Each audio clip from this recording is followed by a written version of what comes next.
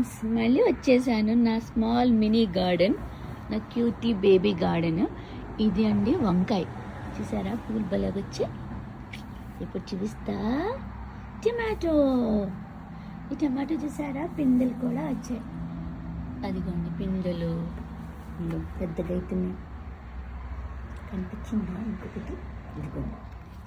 So అలా వేసా అండి. అండ్ ఇంకొకటి చూపించిన బచ్చల కూర, తోటకూర. సరే, నా బేబీ గార్డెన్ ఇదే. ఏంటిలా కుర్చీల మీద స్టూల్ మీద పెట్టా అనుకుంటున్నారా? చూపిస్తా రీజన్ ఎవరో. మా హీరో. వీడి వల్లే మేము పైన పెట్టింది అన్నీ. ఎందుకంటే వీడు మట్టి తినేస్తున్నాడు, కొత్తగా నేర్చుకున్నాడు ఈ మధ్య. వీటన్నిటిని ఇలాగా పైన పెట్టాల్సి వచ్చింది. నేను ఇంకోటి చూపించిన నా చిన్న క్యూట్ గార్డెన్.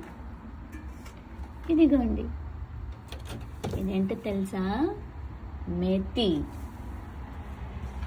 కూర. ఇగో ఇలా గడ్డం పెట్టేసాము, వాడు మళ్ళీ అక్కడ మట్టి తింటాడు అని.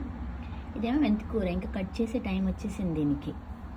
అండ్ ఇంకో చూపించిన ఇవిగోండి, ఇవి కూడా మా ప్లాంట్సే.